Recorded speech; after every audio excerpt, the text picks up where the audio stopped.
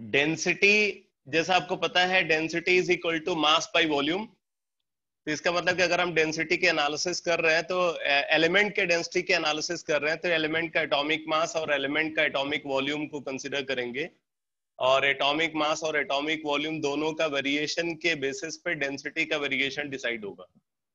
तो आप यहाँ पे पीरियड में एनालिसिस अलग तरीके से होगी और ग्रुप में एनालिसिस कुछ अलग तरीके से होगी। तो पहले तो ग्रुप वाइज एनालिसिस क्या है नोट करो, लिखो on moving from top to bottom in a group, on moving from top to bottom in a group, on moving from top to bottom in a group, both atomic mass and atomic volume, both atomic mass and atomic volume increases, both atomic mass and atomic volume increases. However,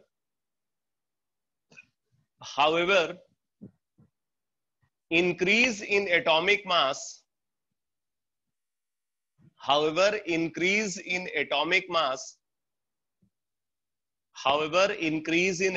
mass dominates over, increase in atomic mass dominates over increase in atomic volume. However, increase in atomic mass dominates over increase in atomic volume. However, increase in atomic mass dominates over increase in atomic volume. However, increase in atomic mass dominates over increase in atomic volume, due to which density of element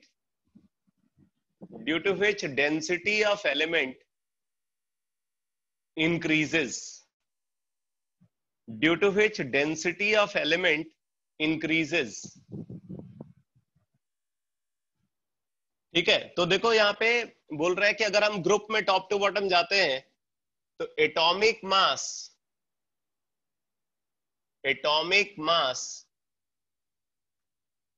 increase करता है, atomic volume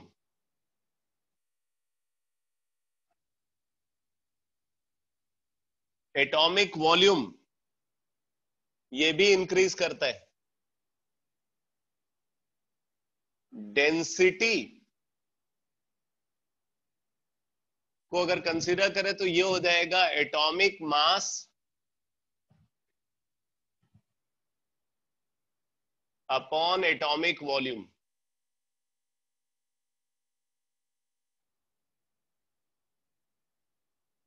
atomic mass upon atomic volume. तो यहां पे बोल रहे हैं कि atomic mass में जो इंक्रीज है ये ग्रेटर इंक्रीज है यहाँ पे। एटॉमिक वॉल्यूम में इंक्रीज कंपैरेटिवली लेस है। तो इसका मतलब है कि न्यूमरेटर भी इंक्रीज कर रहा है और डिनोमिनेटर भी इंक्रीज कर रहा है, लेकिन न्यूमरेटर वैल्यू ज्यादा तेजी से इंक्रीज कर रही है in compare to denominator value. तो इस वजह से डेंसिटी को अगर देखें तो डेंसिटी जो है वो यहाँ पे इंक्रीज करती।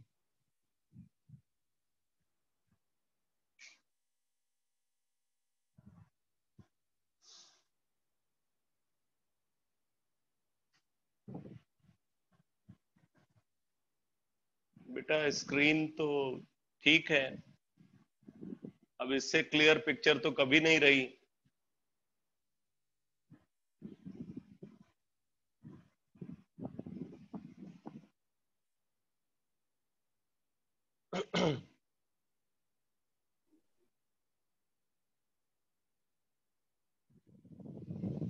तो मैं एक बार फिर से रिपीट कर देता हूं, अगर हम ग्रुप में टॉप टू बॉटम जाते हैं तो एटॉमिक मास भी इंक्रीज करता है, एटॉमिक वॉल्यूम भी इंक्रीज करता है, लेकिन एटॉमिक मास ज्यादा तेजी से इंक्रीज कर रहा है in compare to increase in atomic volume. ठीक है, तो इस वजह से डेंसिटी इंक्रीज करती है। तो अगर ग्रुप में टॉप टू बॉटम जाते हो तो डेंसिटी इंक्रीज करती है। लेकिन यहां पे कुछ जगह पे एबनॉर्मलिटी हो सकती है। जैसे अगर हम इस ट्रेंड को फॉलो करें एल्काली मेटल्स पे, तो लिथियम है, सोडियम है, पोटेशियम है, रुबिडियम है, सीजियम है। तो सबसे कम डेंसिटी लिथियम की होनी चाहिए, फिर सोडियम, फिर पोटेशियम, फिर रुबिडियम, फिर सीजियम। लेकिन ऐसा होता नहीं है। अगर हम सोडियम और पोटेशियम में देखें तो सोडियम और पोटेशियम में जो सोडियम की डेंसिटी है वो पोटेशियम से ज्यादा होती है। Density of sodium is greater then density of potassium. आप चाहो तो इस क्वेश्चन को लिख सकते हो। लिखो why density of sodium, why density of sodium is greater, why density of sodium is greater than that of, why density of sodium is greater than that of potassium?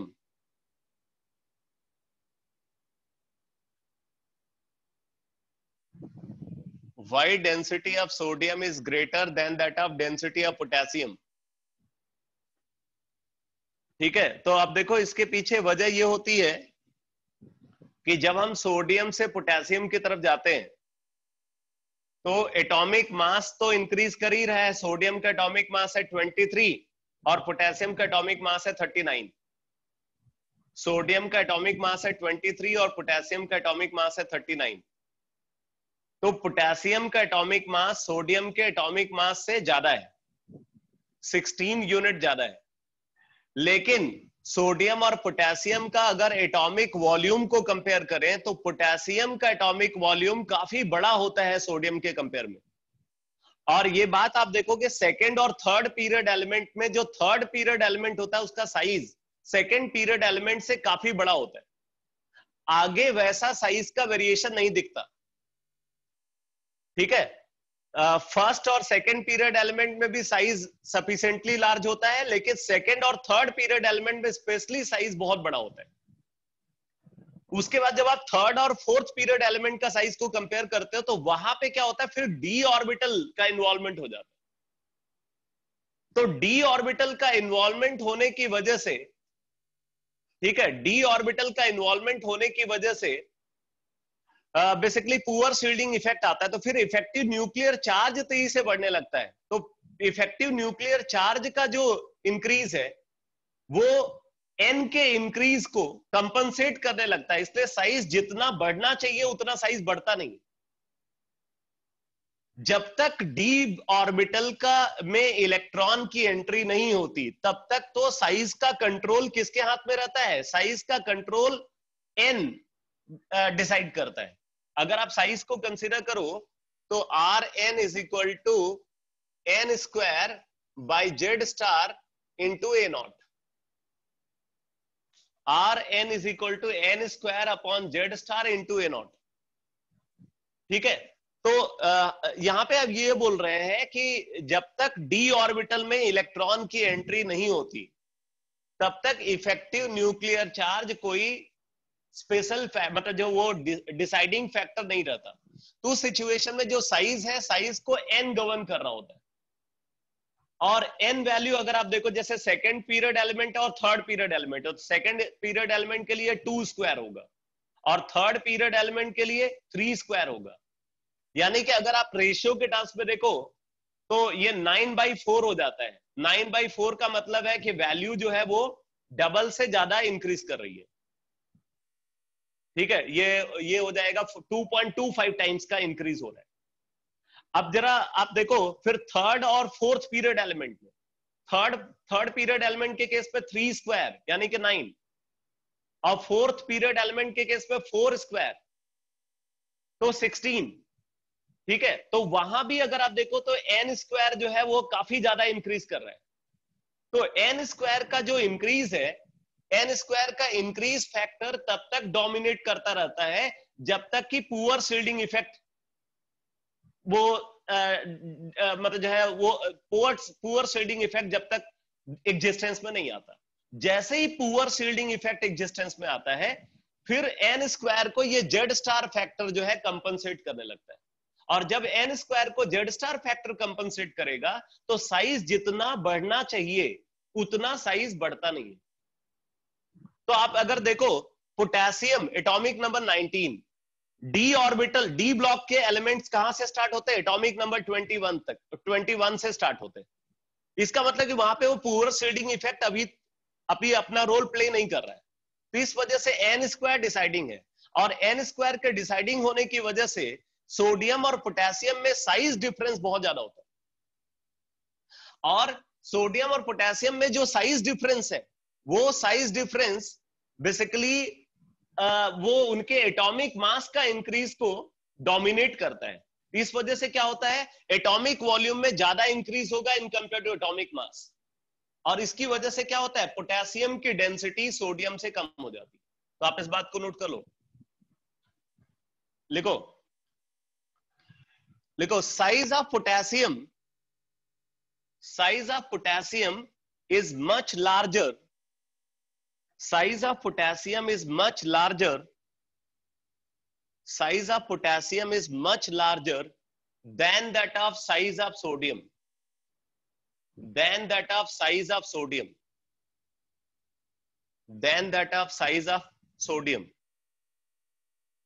and this factor dominates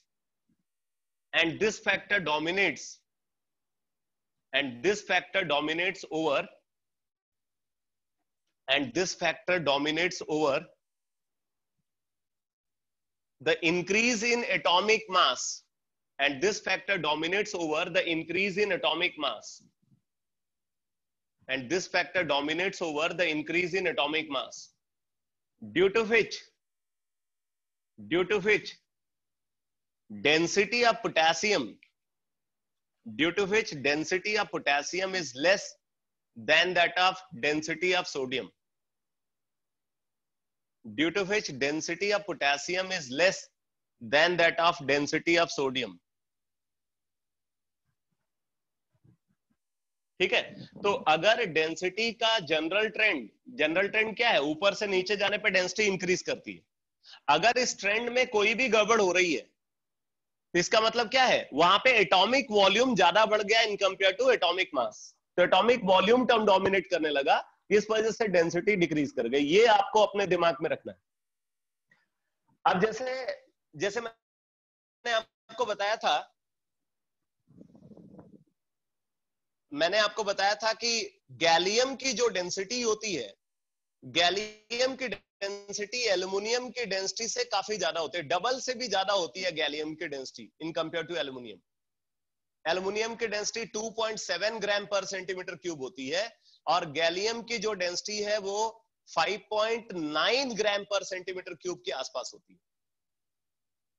तो gallium की density aluminium की density के double से भी ज्यादा होती है। ऐसा इसलिए होता है क्योंकि गैलियम का जो साइज है वो एल्युमिनियम के साइज से स्लाइटली छोटा है, और वहां पे साइज क्यों छोटा है, उसके पीछे वजह है जो 10 इलेक्ट्रॉन डी ऑर्बिटल में प्रेजेंट है उनका पुअर शील्डिंग इफेक्ट। ठीक है, 10 इलेक्ट्रॉन जो डी ऑर्बिटल में प्रेजेंट है उनके पुअर शील्डिंग इफेक्ट की वजह से क्या होता है, गैलियम का साइज एल्युमिनियम के साइज से छोटा हो जाता है, जबकि एटॉमिक मास अगर आप देखो तो गैलियम का एल्युमिनियम से ज्यादा है। तो इस वजह से दोनों फैक्टर गैलियम की डेंसिटी के फेवर में आ जाते हैं। बेटा वीडियो में प्रॉब्लम लग रही है क्या?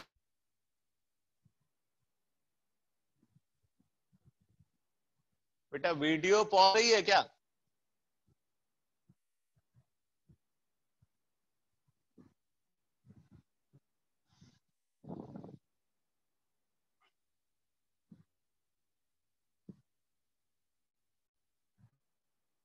तो मैंने अभी जो एक्सप्लेनेशन बताया वो एक्सप्लेनेशन समझ आया आपको? अभी जो एक्सप्लेनेशन मैंने बताया वो एक्सप्लेनेशन समझ में आ गया? कि गैलियम की डेंसिटी एक्सेप्शनली हाई है इन कंपेयर टू एल्यूमिनियम। क्यों? क्योंकि हम तो ये एक्सपेक्ट करते भाई गैलियम का साइज एल्यूमिनियम से बड़ा होना चाहिए, लेकिन हुआ क्या, गैलियम का साइज एल्यूमिनियम के साइज से स्लाइटली छोटा होता है, जबकि एटॉमिक मास गैलियम का एल्यूमिनियम से ज्यादा है। इस वजह से गैलियम की डेंसिटी एल्यूमिनियम की डेंसिटी से काफी ज्यादा होती है। ठीक है, आप इस क्वेश्चन को लिख लो, एक्सप्लेनेशन आपको अपने आप पता है कैसे आपको एक्सप्लेन करना है, तो लिख लो, लिखो why density of gallium, why density of gallium is exceptionally high. High density of gallium is exceptionally high in compared to aluminum.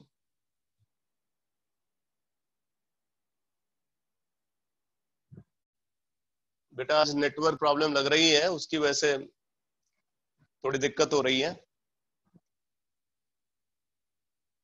Why density of gallium is exceptionally high in compared to aluminum? तो explanation कैसे दोगे? आप बोलोगे कि जो size of gallium है वो slightly less है in compare to size of aluminium, whereas atomic mass of gallium is greater than that of atomic mass of aluminium. तो इस वजह से दोनों फैक्टर जो है वो डेंसिटी बढ़ाने के फेवर में है, तो गैलियम की डेंसिटी एल्यूमिनियम की डेंसिटी से बहुत ज्यादा होती है।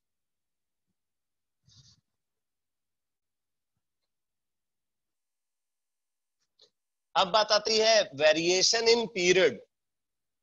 तो पीरियड में डेंसिटी का वेरिएशन कैसे होगा, देखो आप नोट करो, लिखो on moving from left to right in a period, on moving from left to right in a period, density first increases. On moving from left to right in a period, density first increases. Density first increases and become maximum, and become maximum for some middle element, and become maximum for some middle element, and become maximum for some middle element, and then it decreases, and then it decreases, and then it decreases. इसी में एक point लिख लो, sixth period element, sixth period element, sixth period element have maximum density, sixth period element have maximum density in their respective group, in their respective group, in their respective group. अब देखो इसमें seventh period element भी हो सकता था, अगर हम density का ट्रेंड को फॉलो करें तो अपने ग्रुप में सबसे ज्यादा डेंसिटी सेवेंथ पीरियड एलिमेंट की होनी चाहिए। लेकिन सेवेंथ पीरियड एलिमेंट के बारे में बार बार आपको बताता हूं कि सेवेंथ पीरियड एलिमेंट हमारे लिए कोई इंपॉर्टेंस नहीं रखते, क्योंकि वो सारे के सारे एलिमेंट रेडियो एक्टिव। ठीक है, इसलिए किसी भी ग्रुप का अगर हम सिक्स पीरियड एलिमेंट को देखें तो वो स्टेबल फॉर्म में एग्जिस्ट करता है और उसकी डेंसिटी सबसे ज्यादा होती है। उसी सिक्स पीरियड में ऑस्मियम भी आता है, उसी सिक्स्थ पीरियड में ऑस्मियम भी आता है, जो ऑस्मियम और उसके अलावा मैंने बताया था ऑस्मियम, ऑस्मियम के अलावा और क्या, इंडियम, ऑस्मियम और उसके साथ इंडियम नहीं, इरिडियम, इरिडियम बताया था, इरिडियम। तो इरिडियम मोस्ट डेंस एलिमेंट है, ऑस्मियम जो है वो सेकंड मोस्ट डेंस एलिमेंट है, और इसी पीरियड में आप देखोगे इसी में गोल्ड मिलेगा आपको, इसी में प्लैटिनम मिलेगा। ठीक है, इसी पीरियड में अगर आप देखोगे तो आगे चल करके इसी पीरियड में टंगस्टन आता है, इसी पीरियड में मरकरी आता है, ये सब जो है हाई डेंसिटी वाले एलिमेंट, ठीक है, ये सब हाई डेंसिटी वाले एलिमेंट है। तो अगर आप ऑस्मियम और इरिडियम को देखो, तो ऑस्मियम और इरिडियम कहां पे लाई कर रहे हैं, आप पीरियड में आगे बढ़ रहे हो तो ये बीच में लाई करते हैं, ऑस्मियम और इरिडियम बीच में लाई करते हैं, उसके आगे फिर जाओगे तो फिर से डेंसिटी कम होने लगती है। ठीक है, जैसे आप अगर इस पीरियड में स्टार्ट करते हो तो इस पीरियड में कौन कौन से एलिमेंट आपको मिलेंगे, सीजियम मिलेगा, सीजियम, सीजियम के बाद फिर आप और आगे बढ़े, बेरियम आया, ठीक है, बेरियम के बाद फिर आप देखोगे लैंथेनम आएगा, लैंथोनम, लैंथोनम के बाद फिर आप देखोगे वो लैंथोनाइड्स आ जाते हैं सारे, ठीक है, लैंथोनाइड्स आ जाते हैं, मतलब ये 71 एटॉमिक नंबर तक, उसके बाद फिर 72 हाफनियम, और उसके बाद और आगे आप पाओगे तो फिर आपको मिलेगा ये इरिडियम मिलेगा, ऑस्मियम, ऑस्मियम तो आयरन ग्रुप का एलिमेंट है, ऑस्मियम आयरन ग्रुप का एलिमेंट है, तो ये देखो ये मिडिल एलिमेंट है, बीच में लाई कर रहे हैं, और इसके आगे जाओगे फिर डेंसिटी कम होने लगती है, प्लेटिनम है, गोल्ड है, मरकरी है, तो आप देखोगे आगे चल करके डेंसिटी कम होने लगती है, और उसी कंटिन्यूएशन में और आगे जाओगे तो आपको मिलेगा थैलियम, लेड मिलेगा, बिस्मथ मिलेगा, तो इनकी डेंसिटी आप देखोगे लगातार डिक्रीज करती जाएगी। तो डेंसिटी का ट्रेंड आप पीरियड में आप देखोगे तो हमेशा डेंसिटी का ट्रेंड क्या मिलेगा, आप लो डेंसिटी से स्टार्ट करोगे, बीच में आकर के मैक्सिमम डेंसिटी होगी, आगे जाओगे फिर से डेंसिटी कम होने लगती है, ये ट्रेंड हमेशा फॉलो होता है।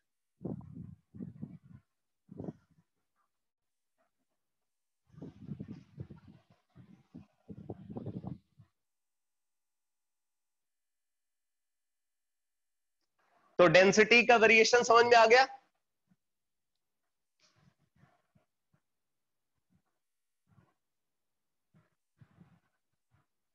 डिक्रीज होने का रीजन, डिक्रीज होने का रीजन देखो मैं तुम्हें बताऊं, अगर ट्रांजिशन एलिमेंट का साइज को देखोगे ना, तो ट्रांजिशन एलिमेंट का साइज का वेरिएशन ऐसा होता है, जब आप अगर एक कर्व ड्रॉ करो between radius and atomic number,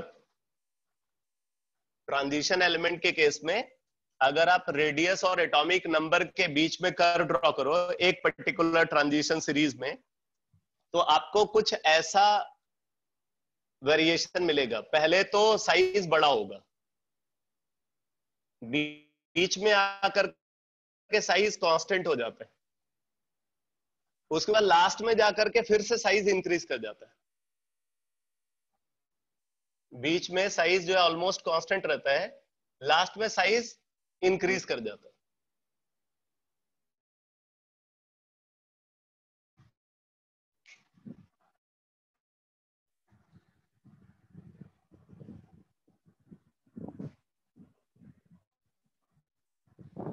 video pause हो गया।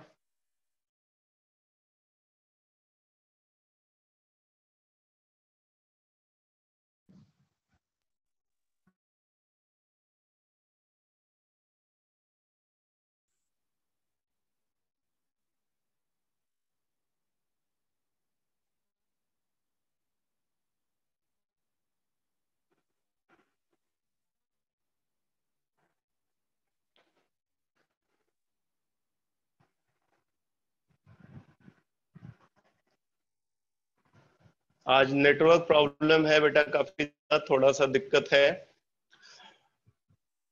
देखो साइज का वेरिएशन अगर ट्रांजिशन एलिमेंट्स के केस में देखें तो ऐसा वेरिएशन होता है, पहले साइज ज्यादा होता है फिर वो कम होता जाता है, ठीक है, लेकिन डिक्रीज वैसा नहीं है जैसा नॉर्मल एलिमेंट्स के केस में होता है, उसके बाद साइज ऑलमोस्ट बीच में आकर के कांस्टेंट हो जाएगा।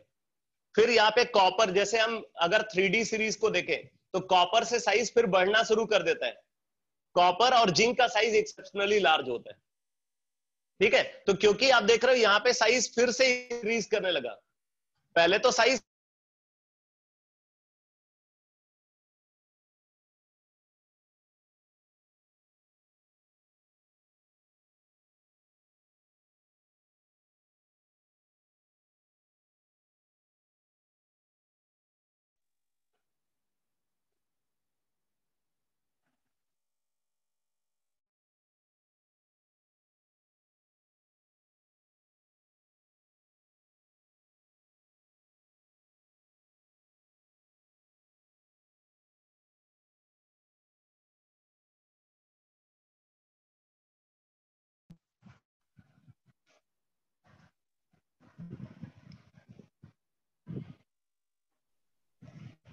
अभी ठीक है?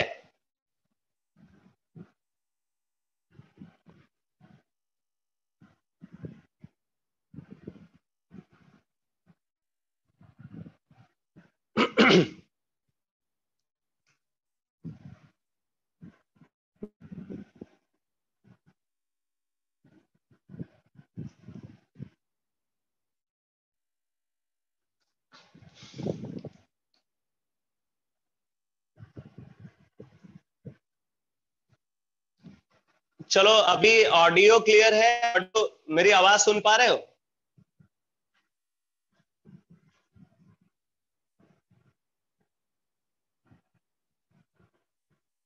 अच्छा, ऑडियो लैग भी है?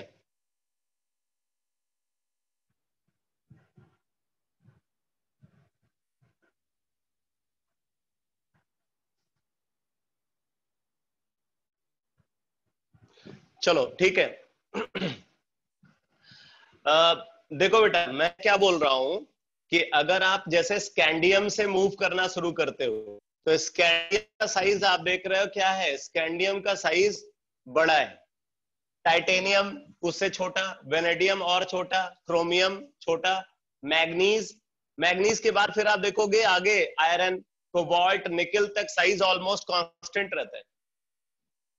उसके बाद फिर कॉपर पे जाते हैं, साइज थोड़ा इंक्रीज करता है, और जिंक पे जाते हैं और इंक्रीज कर जाता है। ठीक है? तो बेसिकली क्या होता है ना कि पहले जब तक डी ऑर्बिटल जो है, आप जरा इसका इसका लॉजिक समझो, इसका इसका जो एक्सप्लेनेशन है वो हर्ट्ज रूल में छिपा हुआ है। इसका अगर आप एक्सप्लेनेशन समझना चाहते हो तो हर्ट्ज रूल में छिपा हुआ एक्सप्लेनेशन कैसे? देखो, डी सबसेल के 5 ऑर्बिटल्स है, 5 ऑर्बिटल्स है। आप इलेक्ट्रॉन को कैसे फिल कर रहे हो? पहले एक ऑर्बिटल में, फिर दूसरे ऑर्बिटल में, फिर तीसरे ऑर्बिटल में, फिर चौथे में, फिर पांचवें में। आप पांचों इलेक्ट्रॉन को 5 अलग अलग ऑर्बिटल में रख रहे हो। उन उन ऑर्बिटल्स का अलग अलग ओरिएंटेशन है, अलग अलग अलग ओरिएंटेशन है, मतलब इलेक्ट्रॉन दूर दूर लाई कर रहे हैं। और अगर इलेक्ट्रॉन दूर दूर लाई कर रहे हैं तो उन इलेक्ट्रॉन्स के बीच में रिपल्सन कम है, और यही inter electronic repulsion shielding effect बोला जाता है। इसका मतलब है कि पहले क्या है, पहले इलेक्ट्रॉन को हमने अलग अलग ऑर्बिटल में रखा, तो अलग अलग ऑर्बिटल में रखा मींस इंटर इलेक्ट्रॉनिक रिपल्सन कम है, शील्डिंग इफेक्ट कम है। लेकिन फिर क्या हुआ बेटा? फिर हमने छठे इलेक्ट्रॉन को एक ऐसे ऑर्बिटल में रखा जहां पे पहले से एक इलेक्ट्रॉन प्रेजेंट है, सेम ऑर्बिटल में हमने वहीं दूसरा इलेक्ट्रॉन रख दिया, तो क्या होगा? अब शील्डिंग इफेक्ट फिर बढ़ने लगेगा। छठे इलेक्ट्रॉन पे और बढ़ा, सातवें पे और बढ़ा, आठवें पे और बढ़ा। पहले शील्डिंग इफेक्ट कम था, बट जब इलेक्ट्रॉन की पेयरिंग होनी शुरू हुई तो क्या हुआ? शील्डिंग इफेक्ट बढ़ने लगा तेजी से, और शील्डिंग इफेक्ट बढ़ने लगा तो जितना तेजी से इफेक्टिव न्यूक्लियर चार्ज पहले इंक्रीज कर रहा था, अभी इफेक्टिव न्यूक्लियर चार्ज उतना तेजी से इंक्रीज नहीं करेगा। ठीक है? तो इफेक्टिव न्यूक्लियर चार्ज पहले फास्ट मैनर में इंक्रीज करता है, फिर स्लो मैनर में इंक्रीज करता है। तो जब वो फास्ट मैनर में इंक्रीज करता है और एन कांस्टेंट है, एन कांस्टेंट है, तो रेडियस क्या होगा? डिक्रीज करेगा। तो इसलिए आप देख रहे हो कि स्टार्टिंग में रेडियस डिक्रीज कर रहा है, लेकिन उसके बाद फिर क्या हुआ? उसके बाद फिर इफेक्टिव न्यूक्लियर चार्ज अब उस तेजी से इंक्रीज नहीं कर रहा है, बिकॉज सिग्मा अब तेजी से बढ़ने लगा, तो इस वजह से ये साइज लगभग कांस्टेंट रहा। लेकिन जब पूरा डी ऑर्बिटल भर जाता है तो शील्डिंग इफेक्ट बहुत ज्यादा हो जाता है। ठीक है? तो उस सिचुएशन में क्या होगा? जो जेड स्टार है, मतलब effective nuclear charge, effective nuclear charge value बढ़ने की बजाय कम होने लगती है। इसीलिए बोलते हैं ट्रांजिशन एलिमेंट के केस में जो स्लेटर्स रूल है उसका कोई सिग्निफिकेंस नहीं है। तो effective nuclear charge value increase करने की बजाय डिक्रीज करने लगती है, और डिक्रीज करने की वजह से क्या होता है? साइज इंक्रीज करने लगता है। तो इस वजह से यहां पे साइज इंक्रीज हुआ, और आपको पता है कि साइज का सीधा सीधा इफेक्ट डेंसिटी पे होगा। इसलिए डेंसिटी का जो ट्रेंड है वो कैसा होगा?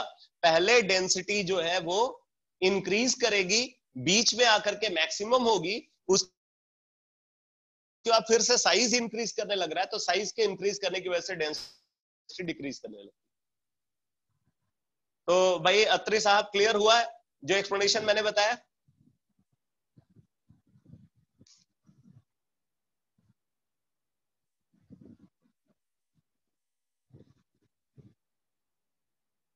ठीक है, तो इसका जो एक्सप्लेनेशन है वो एक्सप्लेनेशन कहां से मिल रहा है? हंट्स रूल के बेसिस पे मिल रहा है। तो ये कॉन्सेप्ट एक्सप्लेन होगा on the basis of hunts rule.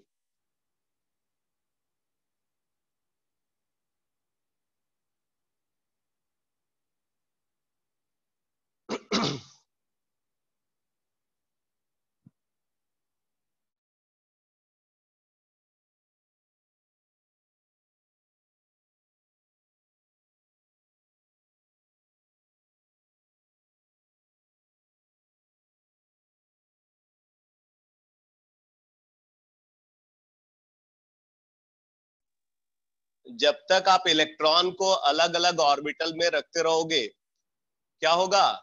Shielding effect कम होगा। लेकिन जैसे ही इलेक्ट्रॉन को आपने सेम ऑर्बिटल में रखा, नेक्स्ट इलेक्ट्रॉन, शील्डिंग इफेक्ट बढ़ने लगेगा। यानी कि डी ऑर्बिटल में जब इलेक्ट्रॉन जाता है तो पहले 5 इलेक्ट्रॉन जो ऐड होते हैं उनकी वजह से shielding effect, poor shielding effect होता है। लेकिन जब 6th इलेक्ट्रॉन ऑनवर्ड्स आप फिल करना शुरू करते हो तो फिर शील्डिंग इफेक्ट बढ़ने लगता है। ठीक है, ये बात क्लियर हो गई? अब जो बोलते हैं ना कि डी ऑर्बिटल में present electron poor shielding effect दिखाता है और एफ ऑर्बिटल का इलेक्ट्रॉन और भी कम शील्डिंग इफेक्ट दिखाता है, तो उसके पीछे वजह क्या है? वहां पे 7 इलेक्ट्रॉन को आप अलग अलग ऑर्बिटल में रख रहे हो, 7 इलेक्ट्रॉन को आप अलग अलग ऑर्बिटल में रख रहे हो। तो क्योंकि उनको आप अलग अलग ऑर्बिटल में रख रहे हो तो इसलिए क्या है, वहां पे शील्डिंग इफेक्ट और पुअर होगा, 8वें इलेक्ट्रॉन पे पेयरिंग शुरू होगी।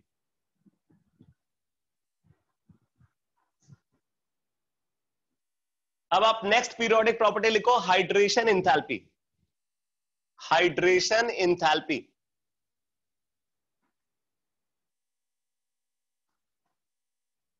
Hydration enthalpy.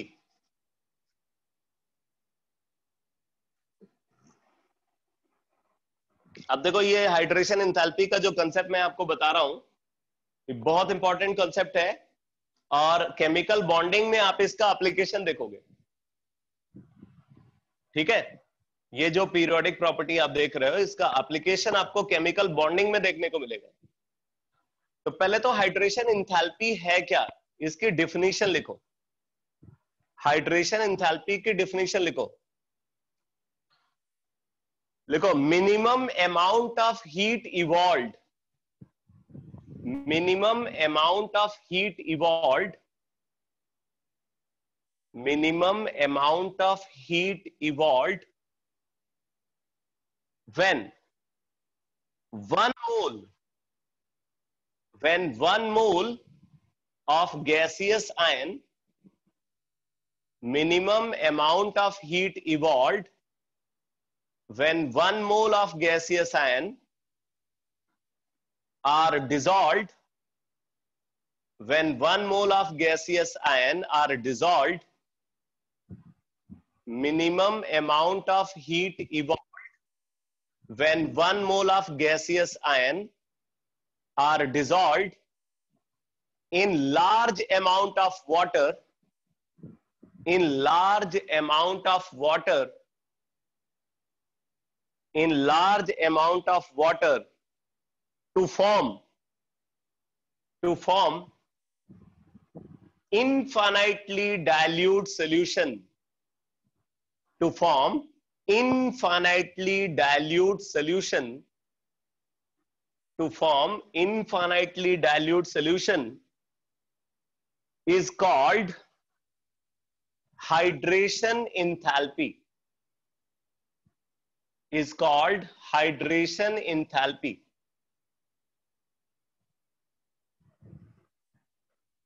is called hydration enthalpy। ठीक है बेटा, तो देखो यहां पे क्या बोला जा रहा है, बोल रहा है कि अगर हमारे पास एक गैसियस आयन है, मान लो M पॉजिटिव गैस है, ठीक है, M पॉजिटिव गैस को हम लार्ज अमाउंट ऑफ वाटर में डिसॉल्व कर रहे हैं, NH2O, N वैल्यू बहुत हाई है, ये N वैल्यू 300, 400, 500 की रेंज में होती है। तो M positive gas plus NH2O gives MH2O N positive, ऐसे रिप्रेजेंट करते हैं इसको, M positive gas plus NH2O gives MH2O N positive, या इसको हम ऐसे भी रिप्रेजेंट करते हैं, M positive gas plus aqueous, ये लार्ज अमाउंट ऑफ वाटर कहीं भी अगर प्रेजेंट है तो उसको दिखाने के लिए ऐसे लिखा जाता है एक्वस। तो M positive gas plus aqueous gives M positive aqueous. आप चाहो तो इसको ऐसे लिख सकते हो या आप इसको ऐसे लिख सकते हो।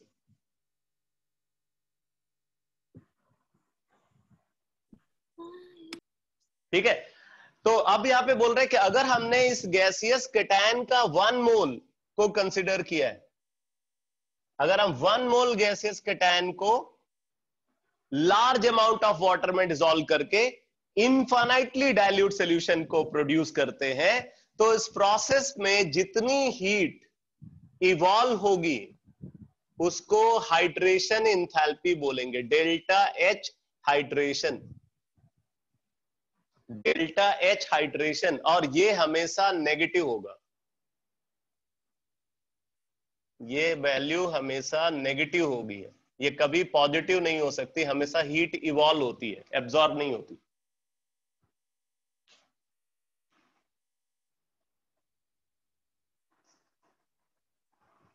ठीक है, तो मैं एक बार फिर से रिपीट कर रहा हूं, क्या है definition? Minimum amount of heat evolved when 1 mole of gaseous ion, अब गैसियस आयन जरूरी नहीं है कि कैटायन हो, वो एनायन भी हो सकता है। Minimum amount of heat evolved when 1 mole of gaseous ion is dissolved in large amount of water to form infinitely dilute solution is called hydration enthalpy।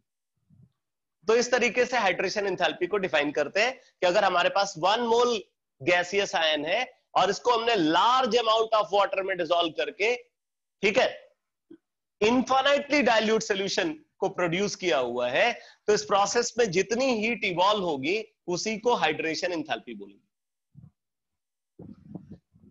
अब देखो बेटा, क्वेश्चन ये उठता है कि क्यों यहां पे जब ion large amount of water में डिसॉल्व होता है तो हीट इवॉल्व होती है, इसका एक्सप्लेनेशन क्या है? तो आप नोट करो, इसका एक्सप्लेनेशन मैं आपको बता रहा हूं कि जब हम गैसियस आयन को डिसॉल्व करते हैं तो क्यों हीट इवॉल्व होती है। अब देखो बेटा, वाटर को अगर देखें तो वाटर का फॉर्मूला क्या है? H2O, और वाटर का जो स्ट्रक्चर होता है, स्ट्रक्चर ऐसा होता है, ऑक्सीजन यहां पे सेंट्रल एटम है और इससे 2 हाइड्रोजन जुड़े होते हैं, ऑक्सीजन सेंट्रल एटम है और ऑक्सीजन से 2 हाइड्रोजन जुड़े होते हैं। ऑक्सीजन के पास 2 लोन पेयर भी प्रेजेंट है।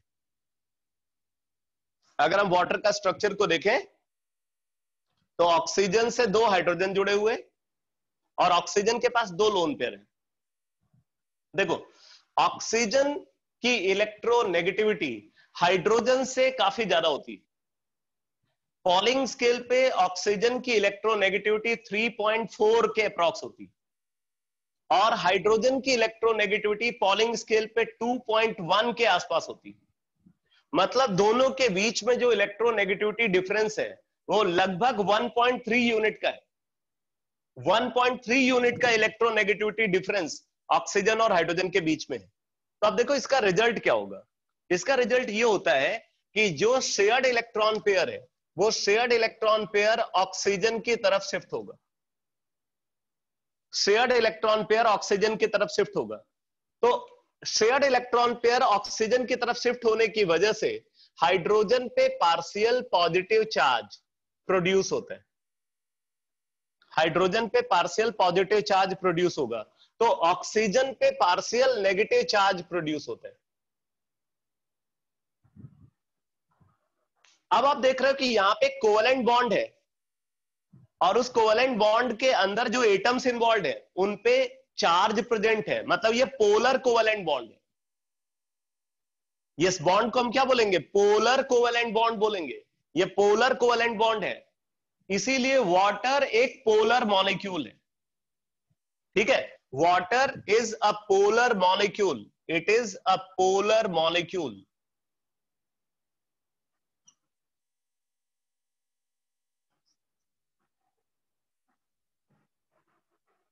वाटर एक पोलर मॉलिक्यूल है। ठीक है, अब देखो क्योंकि ये एक पोलर मॉलिक्यूल है और इसके अंदर पॉजिटिव चार्ज सेंटर भी है और नेगेटिव चार्ज सेंटर भी है, इसका मतलब क्या है कि ये अपने नेगेटिव चार्ज सेंटर के थ्रू कैटायन से इंटरैक्ट कर सकता है और पॉजिटिव चार्ज सेंटर के थ्रू एनायन से इंटरैक्ट कर सकता है। मतलब ये कैटायन के साथ भी इंटरैक्शन कर सकता है और एनायन के साथ भी इंटरैक्शन कर सकता है। तो जैसे मैं यहां पे मेटल आयन की बात कर रहा हूं, तो मेटल आयन को हमने कंसीडर किया, मान लो ये एक मेटल आयन है। अब इसके सरफेस पे क्या है? सरफेस पे पॉजिटिव चार्ज डिस्ट्रीब्यूटेड है, इस मेटल आयन के सरफेस पे पॉजिटिव चार्ज डिस्ट्रीब्यूटेड है। ठीक है, अब वाटर मॉलिक्यूल इसकी तरफ अप्रोच करते हैं, कैसे? जिस वाटर मॉलिक्यूल इस तरीके से अप्रोच करेगा जिससे कि उसका नेगेटिव एंड इसकी तरफ रहे। ठीक है, तो जो इसका नेगेटिव चार्ज सेंटर है वो कैटायन की तरफ रहता है, और ऐसे सिचुएशन में क्या होगा, इनके बीच में एक इंटरैक्शन ऑब्जर्व होता है जिसको हम आयन डाइपोल इंटरैक्शन बोलते हैं। ध्यान देना बेटा, वाटर एक पोलर मॉलिक्यूल है तो हम इसको बोलेंगे कि it is a dipole, it is a polar molecule, it means it possesses a dipole. Dipole क्यों बोल रहे हैं जरा समझो, डाई का मतलब होता है टू और पोल का मतलब क्या होता है? चार्ज। डाई का मतलब टू और पोल का मतलब क्या? चार्ज। तो इसके अंदर अगर आप देखो तो इसके अंदर क्या है? दो चार्ज सेंटर है, एक पॉजिटिव चार्ज सेंटर और एक नेगेटिव चार्ज सेंटर है, इसीलिए हम बोल रहे हैं इट इज अ डाइपोल। तो ये एक डाइपोल है और इधर क्या है? आयन। तो ये आयन इस डाइपोल के साथ इंटरैक्ट कर रहा है, और कैसा इंटरैक्शन होगा? क्योंकि इधर पॉजिटिव चार्ज है और इधर नेगेटिव चार्ज है, तो इनके बीच में अट्रैक्शन होगा। इस अट्रैक्शन को बोलते हैं आयन डाइपोल इंटरैक्शन। अब देखो, जैसे एक वाटर मॉलिक्यूल इसके साथ इंटरैक्ट कर रहा है, इसी तरीके से इसके साथ दूसरे वाटर मॉलिक्यूल भी इंटरैक्ट कर सकते हैं, दूसरे वाटर मॉलिक्यूल भी इसके साथ इंटरैक्ट कर सकते हैं।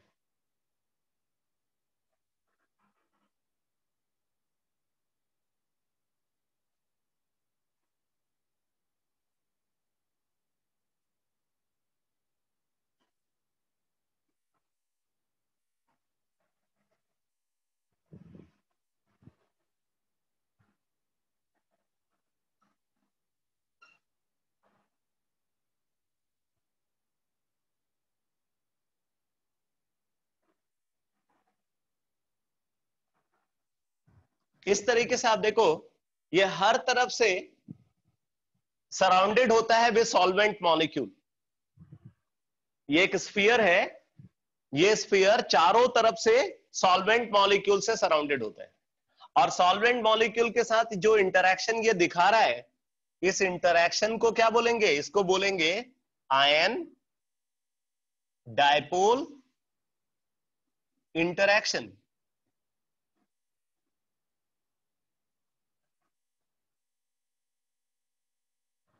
ये जो इंटरैक्शन आप यहाँ पे ऑब्जर्व कर रहे हो, ये क्या है? ये आयन डाइपोल इंटरैक्शन है, ये अट्रैक्टिव इंटरैक्शन है। आप देख रहे हो, इस पे पॉजिटिव चार्ज और इस पे नेगेटिव चार्ज है, नेचुरल सी बात है, इनके बीच में क्या होगा? अट्रैक्शन होगा। तो आयन डाइपोल इंटरैक्शन ऑब्जर्व हो रहा है इस कैटायन और वाटर मॉलिक्यूल के बीच में।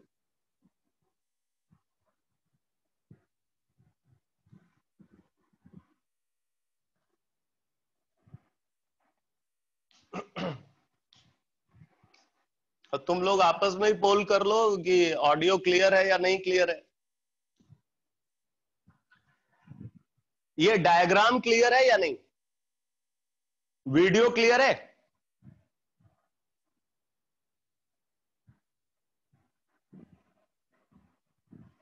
अगर वीडियो क्लियर है तो ऑडियो तो जरूर क्लियर होगा।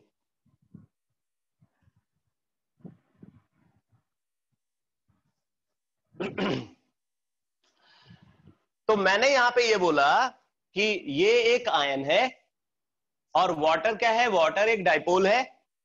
आयन और डाइपोल के बीच में इंटरैक्शन हो रहा है, इसलिए हम इसको क्या बोलेंगे? Ion dipole interaction.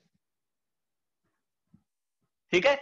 और ये फिनोमिना जो है इसको बोलते हैं हाइड्रेशन और सॉल्वेशन। ये जो वाटर आयन जो है वाटर मॉलिक्यूल से सराउंडेड हो रहा है हर तरफ से, this phenomena is called hydration और सॉल्वेशन। ठीक है, तो लिख लो, लिखो the phenomena in which the phenomena in which the phenomena in which an ion is surrounded by the phenomena in which an ion is surrounded by the phenomena in which an ion is surrounded by water molecules, the phenomena in which an ion is surrounded by water molecules और solvent molecules, water भी solvent है, दूसरे solvent भी हो सकते हैं, water molecules और other solvent molecules, water molecules और other solvent molecules from all sides is called hydration or solvation, is called hydration or solvation। तो हम इस कैटायन को बोलेंगे हाइड्रेटेड कैटायन। ये जो कैटायन हमने यहां पे रिप्रेजेंट किया है इसको हम क्या बोलेंगे? हाइड्रेटेड कैटायन बोलेंगे। This cation is called hydrated cation। क्या रिपीट करना है इससे पहले वाला स्टेटमेंट? इससे पहले वाला स्टेटमेंट रिपीट करना है बेटा।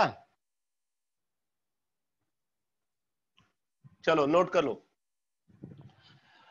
लिखो the phenomena in which an ion the phenomena in which an ion is surrounded by the phenomena in which an ion is surrounded by water molecule or some other solvent molecule, water molecule or some other solvent molecule from all sides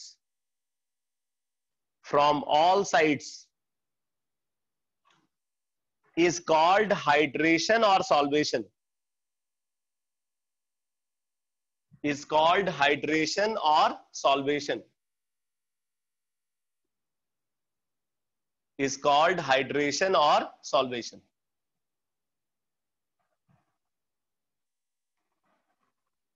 ठीक है, आगे लिखो hydration always provides hydration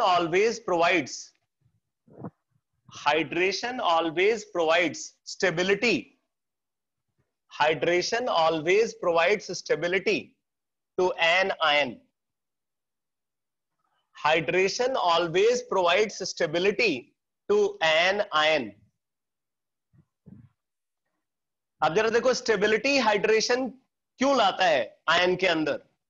आप देखो, पहले अगर ये free ion था तो फ्री आयन था तो यहां पे चार्ज डेंसिटी बहुत ज्यादा थी, ठीक है, उसका चार्ज कंसंट्रेटेड था। लेकिन जब हाइड्रेशन हुआ तो हाइड्रेशन से क्या हुआ, दूसरा जो पोलर मॉलिक्यूल है उसका नेगेटिव एंड आया, और वो नेगेटिव एंड आकर के इसका कुछ पॉजिटिव चार्ज को न्यूट्रलाइज कर देता है। ऐसे ही अगला वाटर मॉलिक्यूल है, उसका नेगेटिव एंड ने कुछ और पॉजिटिव चार्ज को न्यूट्रलाइज कर दिया। अगला वाटर मॉलिक्यूल है, उसने कुछ और पॉजिटिव चार्ज को न्यूट्रलाइज कर दिया। तो जितने ज्यादा वाटर मॉलिक्यूल उस केटायन की तरफ आएंगे, केटायन पे पॉजिटिव चार्ज डेंसिटी उतनी कम हो जाएगी। और मैं आपको कई बार ये बता चुका हूं कि चार्ज किसी एटम पे अगर प्रेजेंट है तो चार्ज हमेशा एक एटम के ऊपर बर्डन होता है। अगर आप चार्ज को डिस्ट्रीब्यूट करते हो या चार्ज को कम करते हो, मतलब आप बर्डन को रिलीज कर रहे हो। एटम पे जो बर्डन था आप उस बर्डन को रिलीज कर रहे हो, और अगर एटम का बर्डन को आप रिलीज कर रहे हो तो ऑब्वियसली आप उसको स्टेबिलिटी प्रोवाइड कर रहे हो। समझा है कि नहीं? तो यहां पे जो सॉल्वेंट मॉलिक्यूल है, ये सॉल्वेंट मॉलिक्यूल क्या कर रहा है, सॉल्वेंट मॉलिक्यूल इसका बर्डन को कम कर रहा है, और अगर इसका बर्डन डिक्रीज करेगा तो ऑब्वियसली इसकी स्टेबिलिटी बढ़ेगी। तो हाइड्रेशन आयन पे जो चार्ज है उस चार्ज को न्यूट्रलाइज करता है, और चार्ज को न्यूट्रलाइज करके वो आयन का बर्डन को कम करता है, तो आयन की स्टेबिलिटी को बढ़ा देता है।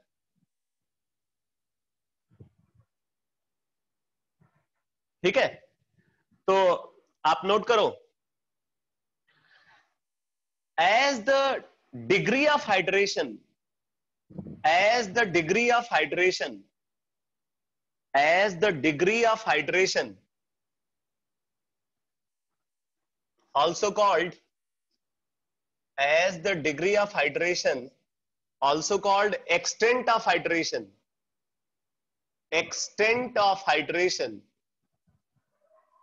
increases, as the degree of hydration also called extent of hydration increases stability of ion also increases, stability of ion also increases, stability of ion also increases,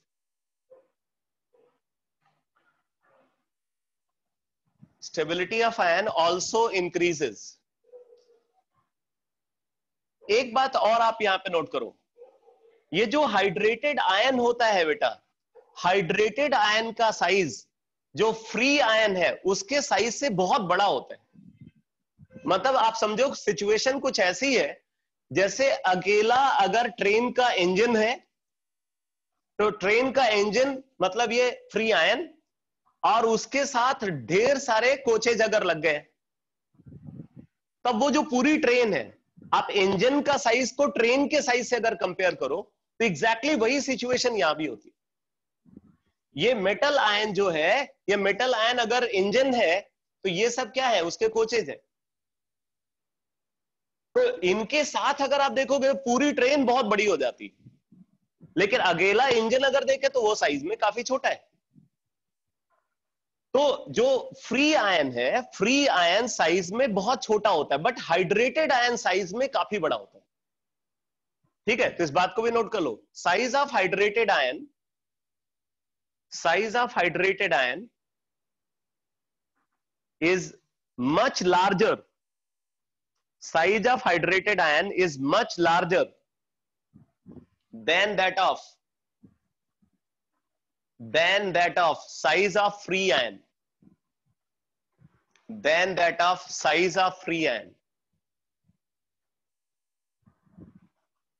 Size of hydrated ion is much larger than that of size of free ion।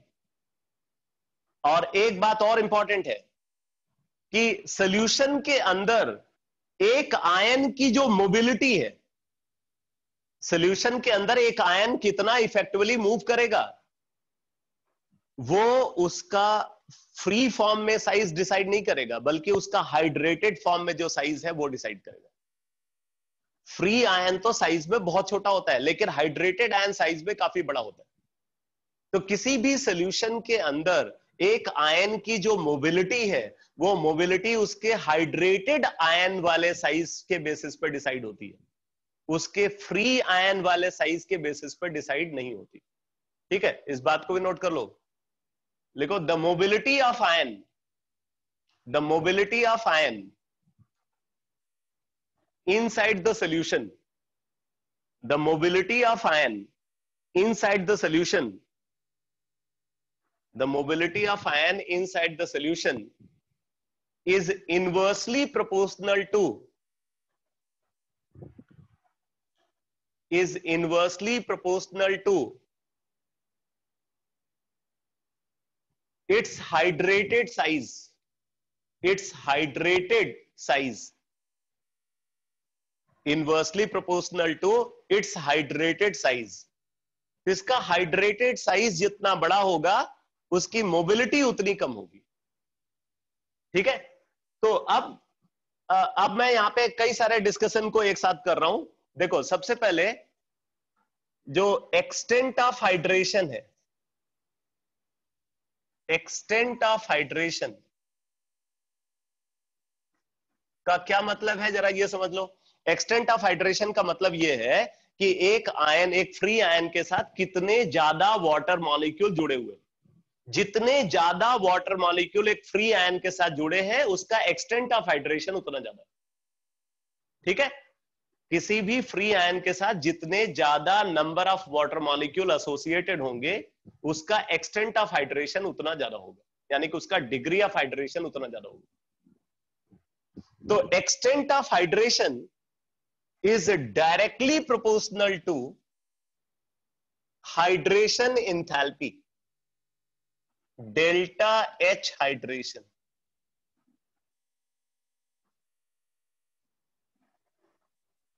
extent of hydration is directly proportional to hydration enthalpy, heat of hydration।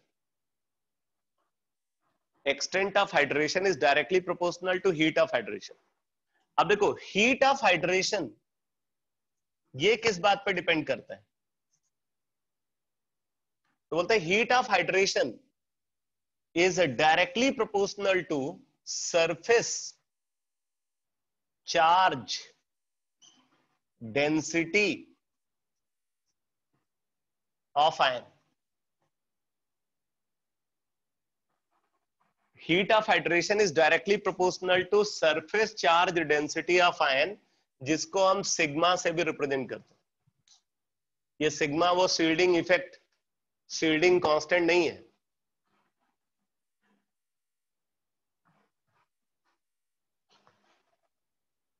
तो heat of hydration is directly proportional to surface charge density of ion। surface charge density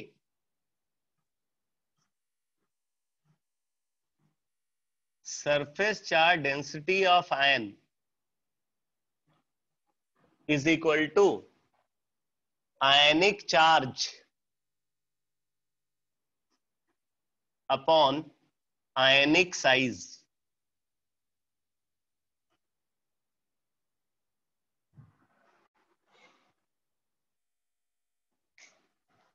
अगर आयनिक charge ज्यादा है और आयनिक size कम है, तो surface charge density ज्यादा होगी। छोटा साइज है अगर एटम का और उस पर ज्यादा चार्ज है, तो सरफेस चार्ज डेंसिटी ज्यादा होगी। अगर आयनिक चार्ज कम है और आयनिक साइज बड़ा है, तो सरफेस चार्ज डेंसिटी कम होगी। तो surface charge density of ion is equal to ionic charge upon ionic size. और heat of hydration is directly proportional to surface charge density of ion, and extent of hydration is directly proportional to heat of hydration। तो आप यहां पे बोल सकते हो कि extent of hydration is directly proportional to surface charge density of ion, सीधे ये बोल सकते हो। ठीक है, अब देखो बेटा, size of hydrated ion, size of hydrated ion, मैं अभी बहुत सारे रिजल्ट आपको बता रहा हूं, फिर इसको समराइज करता हूं। Size of hydrated ion is directly proportional to extent of hydration. जितना ज्यादा वाटर मॉलिक्यूल आयन से जुड़ेगा उसका एक्सटेंट ऑफ हाइड्रेशन उतना ज्यादा होगा, और एक्सटेंट ऑफ हाइड्रेशन ज्यादा होगा तो हाइड्रेटेड आयन का साइज भी बड़ा होगा. तो size of hydrated ion is directly proportional to extent of hydration. अब देखो, ionic mobility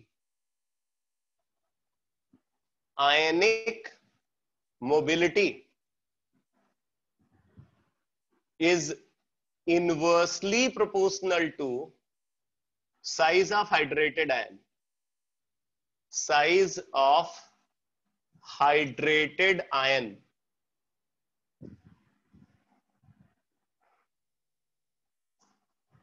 Ionic mobility is inversely proportional to size of hydrated ion.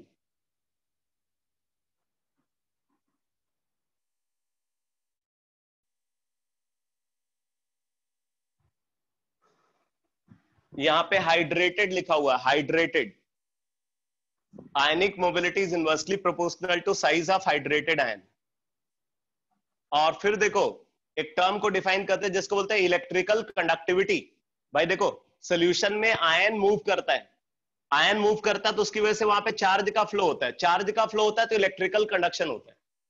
तो किसी भी सॉल्यूशन के थ्रू इलेक्ट्रिकल कंडक्शन कितना इफेक्टिवली हो रहा है वो सॉल्यूशन में प्रेजेंट आयन की मोबिलिटी पे डिपेंड करता है.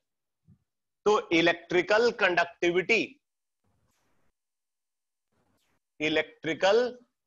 कंडक्टिविटी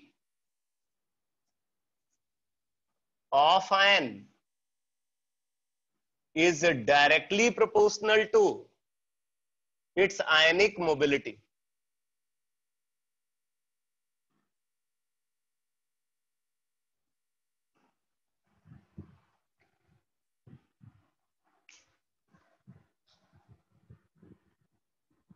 आयनिक मोबिलिटी क्या है? अच्छा देखो, आयनिक मोबिलिटी की डेफिनेशन तो आप अभी कितना समझ पाओगे, मैं बता देता हूं. वैसे इसकी डेफिनेशन है distance travelled by an ion per second.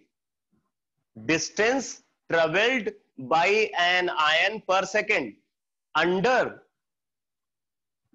an electric field of 1 volt per centimeter. अगर हम 1 वोल्ट पर सेंटीमीटर का इलेक्ट्रिक फील्ड को अप्लाई करें तो उस इलेक्ट्रिक फील्ड को अप्लाई करने पे एक आयन 1 सेकेंड में जितना डिस्टेंस ट्रेवल करता है उसको आयनिक मोबिलिटी बोलते हैं. Distance travelled by an ion per second under electric field of 1 volt per centimetre is called ionic mobility. Clear हुआ?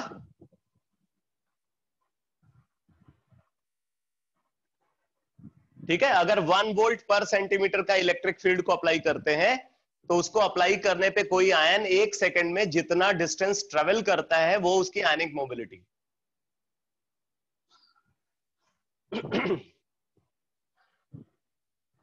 तो मैं एक बार इस पूरी बात को समराइज कर देता हूं. हाइड्रेशन एंथैल्पी क्या थी? भाई सिंपल सी बात है कि अगर कोई मोटा तगड़ा आदमी होगा और उसको दौड़ने के लिए बोला जाएगा तो वो 1 सेकंड में कम दौड़ पाएगा ना, कम डिस्टेंस ट्रेवल कर पाएगा. और कोई दुबला पतला होगा तो वो ज्यादा डिस्टेंस ट्रेवल कर पाएगा. तो अगर साइज ऑफ हाइड्रेटेड आयन बड़ा है तो ऑब्वियसली जो है वो उसकी मोबिलिटी कम होगी, और साइज ऑफ हाइड्रेटेड आयन छोटा है तो उसकी मोबिलिटी ज्यादा होगी.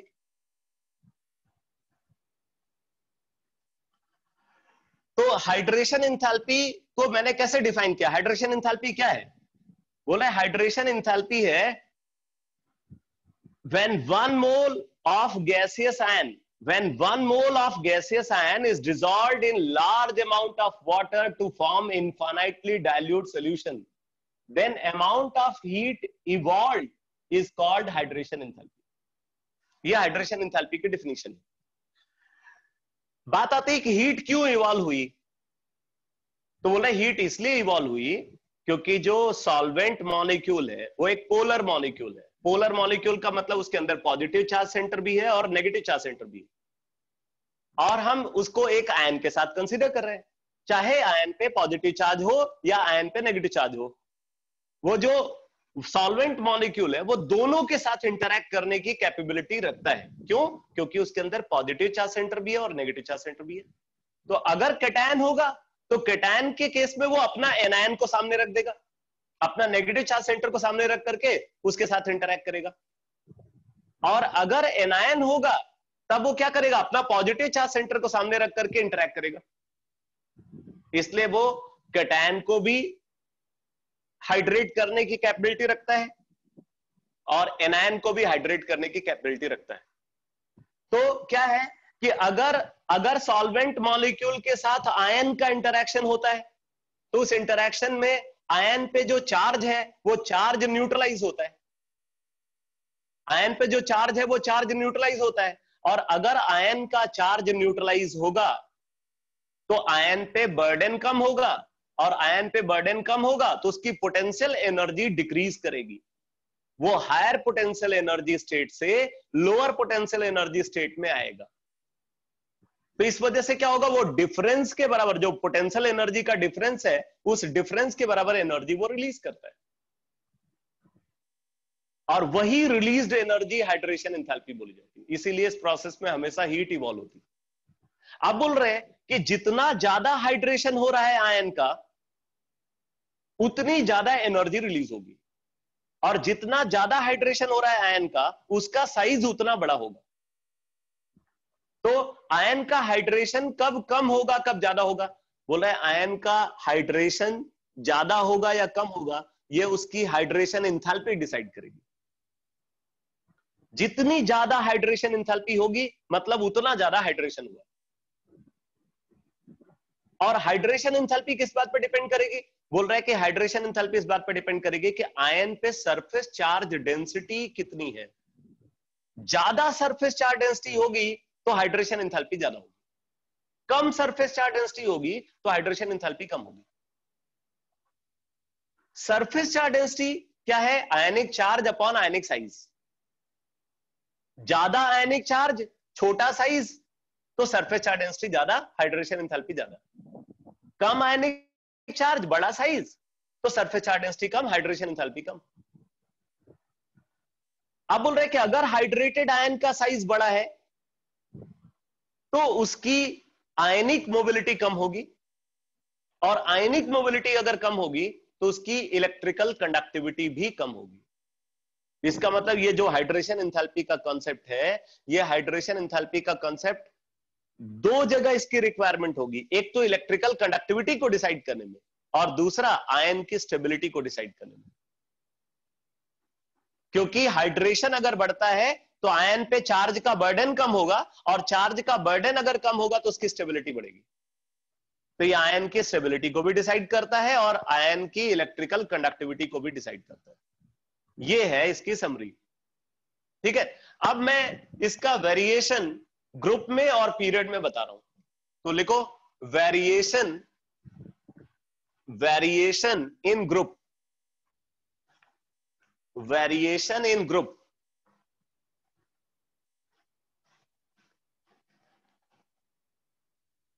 वेरिएशन इन ग्रुप, तो ग्रुप में इसका वेरिएशन कैसा होगा बेटा? देखो,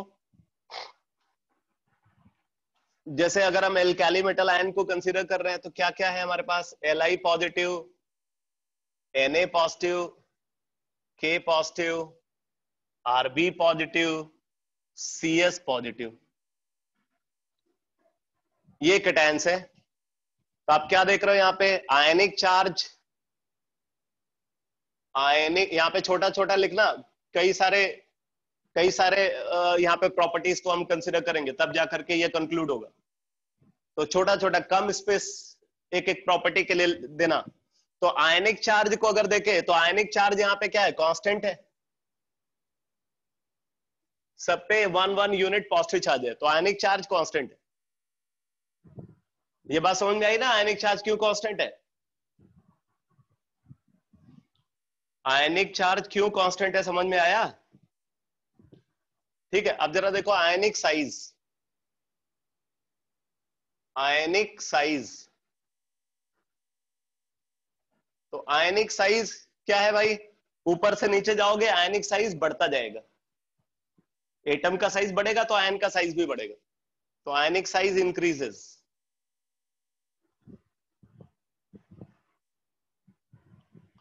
आयनिक charge constant, ionic size increases, तो surface charge density sigma, surface charge density sigma is equal to ionic charge upon ionic size, तो आयनिक चार्ज तो कांस्टेंट है, आयनिक साइज इंक्रीज कर रहा है, इसलिए सरफेस चार्ज डेंसिटी डिक्रीज करेगी।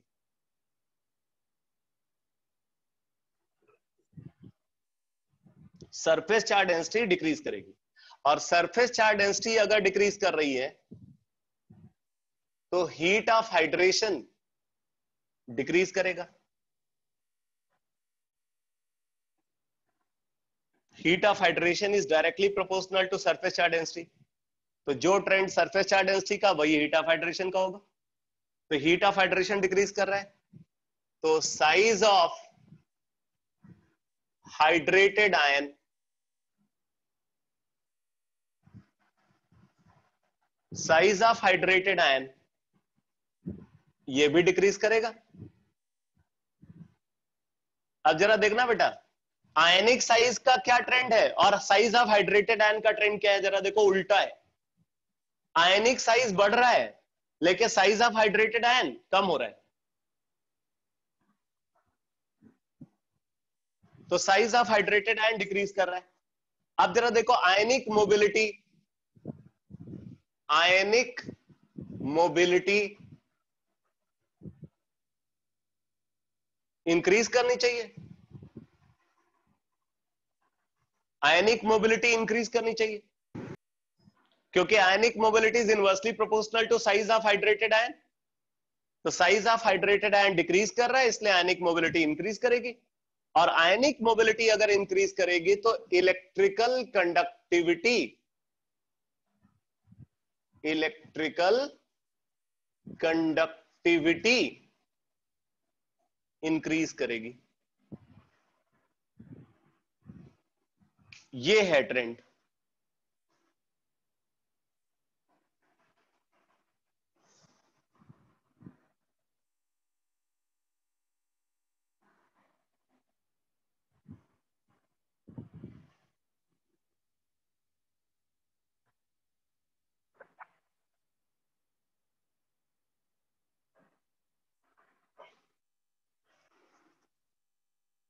अगर हम फ्री आयन की बात करें तो सबसे ज्यादा मोबिलिटी किसकी होगी, फ्री आयन के केस में सबसे ज्यादा मोबिलिटी किसकी होगी,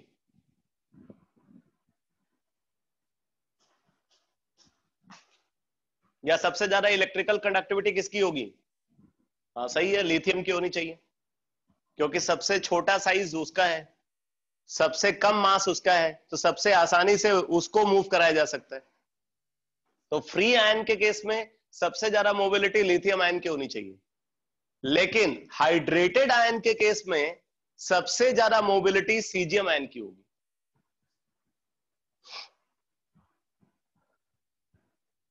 तो ये समझ में आ गया पूरा वेरिएशन, ये ग्रुप में जो वेरिएशन है वो क्लियर हो गया सबको?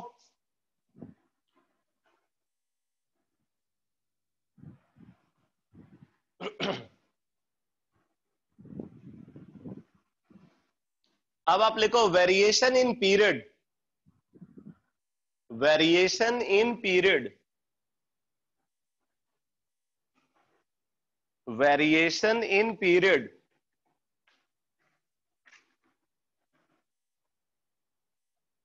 तो पीरियड में वेरिएशन कैसा होगा?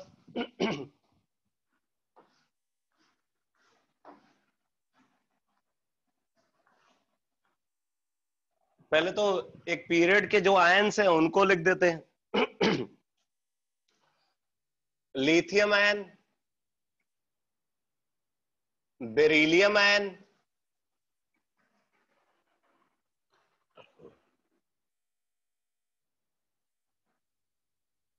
या थर्ड पीरियड को देखो तो ज्यादा सही रहेगा, सोडियम आयन,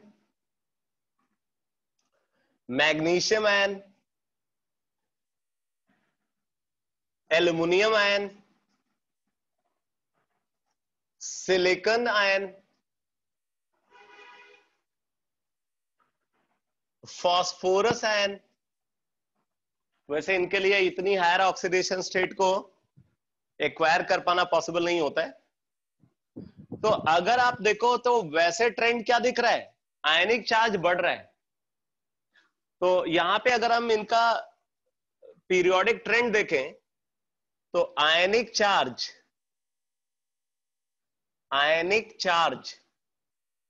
इंक्रीज कर रहा है, आयनिक साइज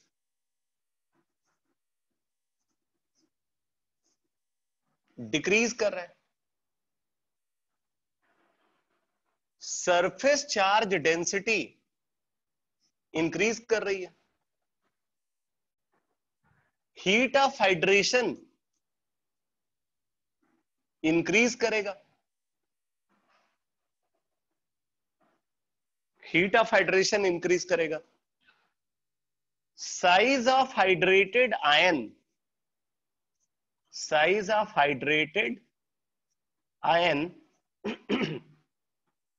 इंक्रीज कर रहा है, आयनिक मोबिलिटी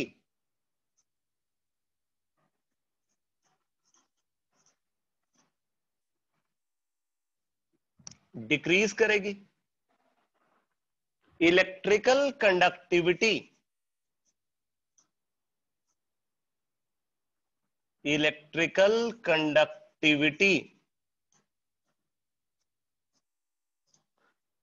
डिक्रीज करनी चाहिए। ये है periodic trend.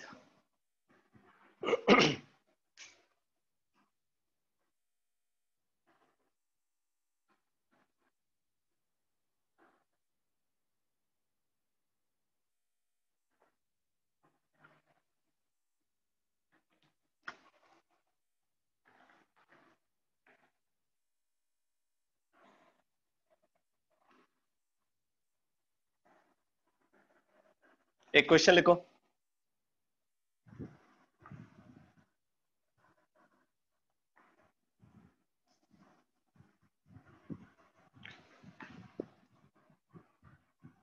Arrange the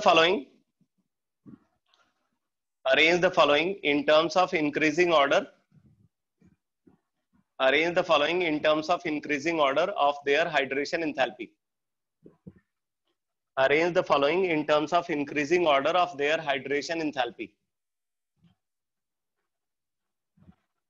Rubidium positive,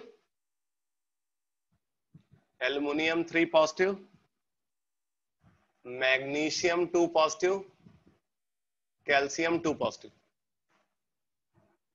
इनको इनके हाइड्रेशन एंथैल्पी के इंक्रीजिंग ऑर्डर में अरेंज करो।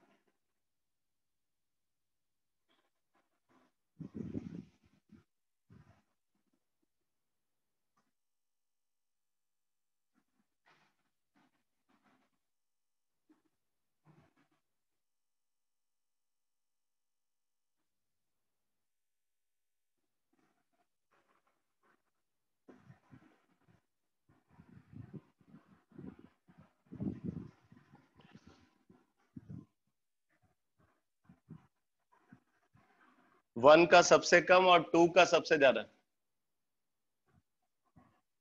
सही है। देखो अगर हम सरफेस चार्ज डेंसिटी की बात करें, मान लो इसकी surface charge density sigma 1, sigma 2, sigma 3, sigma 4, तो सरफेस चार्ज डेंसिटी का ऑर्डर क्या होगा? सरफेस चार्ज डेंसिटी का ऑर्डर होगा, देखो यहाँ पे कैटायनिक चार्ज सबसे कम और कैटायनिक साइज सबसे बड़ा है, जिसकी सरफेस चार्ज डेंसिटी सबसे कम होगी, सिग्मा 1 वैल्यू सबसे छोटी होगी। अब देखो इसमें कैटायनिक चार्ज सबसे ज्यादा, कैटायनिक चार्ज सबसे ज्यादा और कैटायनिक साइज सबसे छोटा इसका है, तो इसका मतलब सिग्मा 2 वैल्यू सबसे बड़ी होगी। सिग्मा 1 वैल्यू सबसे छोटी और सिग्मा 2 वैल्यू सबसे बड़ी। अब सिग्मा 3 और सिग्मा 4 को कंपेयर करो तो कैटायनिक चार्ज तो बराबर है, कैटायनिक साइज इसका बड़ा है, तो इसकी सरफेस चार्ज डेंसिटी कम हो जाएगी।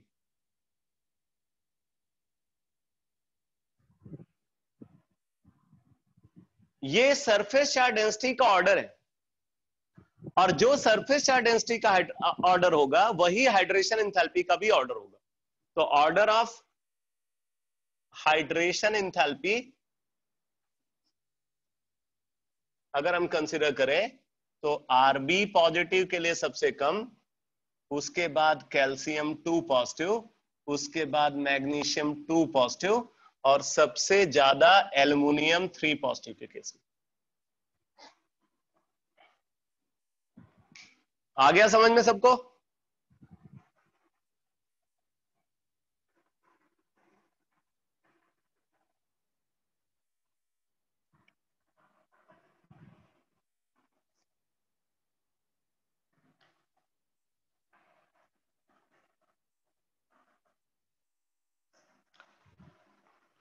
लिखो अगला question, arrange the following, arrange the following in terms of increasing molar conductivity. Arrange the following in terms of increasing molar conductivity in water. Increasing molar conductivity in water. Molar conductivity मतलब electrical conductivity ही उसको बोलोगे, तो electrical conductivity के increasing order में इनको arrange करना है।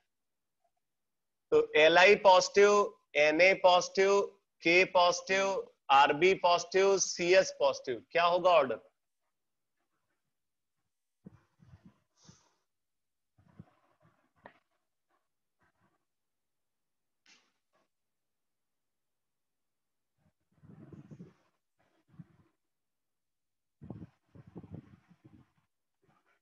ठीक है, तो यहां पे अगर आप सिग्मा देखो, सिग्मा कम हो रहा है, डेल्टा एच हाइड्रेशन कम हो रहा है, तो size of hydrated ion, size of hydrated ion ये भी कम हो रहा होगा, तो आयनिक मोबिलिटी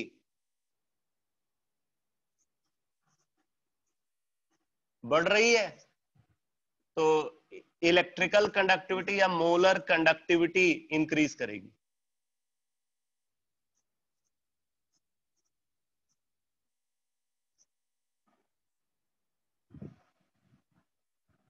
मोलर कंडक्टिविटी इंक्रीज करेगी।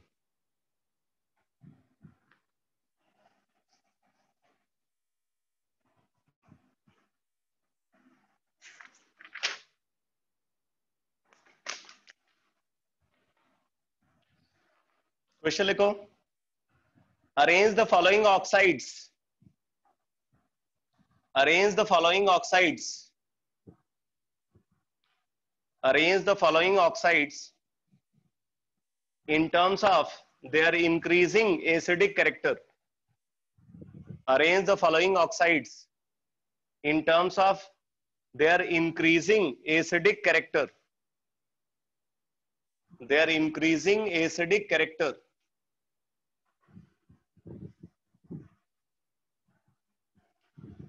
SO3, Cl2O7, CaO, PbO2, ये 4 ऑक्साइड्स हैं, इनको इनके इंक्रीजिंग एसिडिक कैरेक्टर के टर्म्स में अरेंज करो।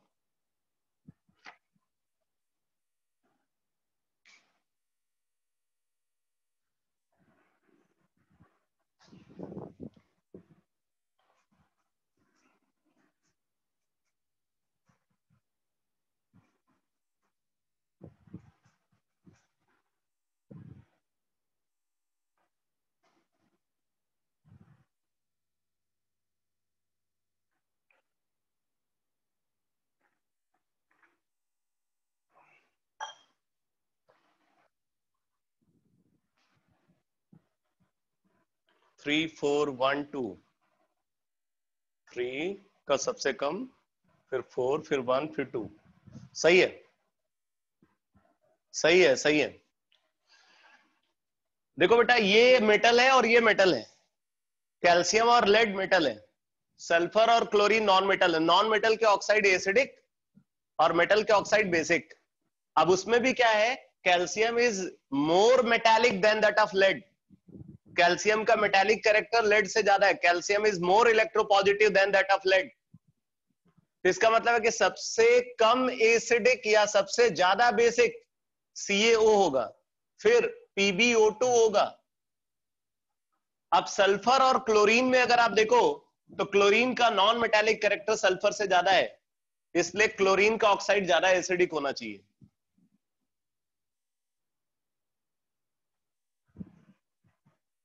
ये ऑर्डर, CaO सबसे कम एसिडिक और Cl2O7 सबसे ज्यादा एसिडिक। बेसिक कैरेक्टर का ऑर्डर की बात करें, इसका उल्टा हो जाएगा।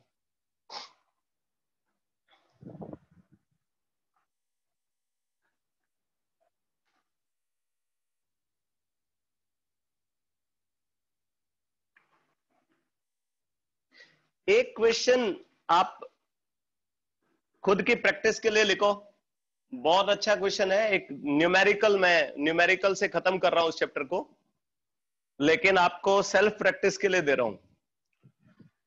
लिखो, there are Avogadro number, there are Avogadro number of, there are Avogadro number of X atoms, there are Avogadro number of X atoms, X atoms। लिखो, if half of the X atoms, if half of the X atoms transfer one electron, if half of the X atom transfer one electron to the other half of X atom। मैं फिर से repeat कर रहा हूं, there are Avogadro number of X atoms, there are Avogadro number of X atoms. ठीक है, फिर बोल रहा है if half of the X atoms, if half of the X atoms transfer one electron to the other half of X atom, to the other half of X atom, then 409 kilojoule,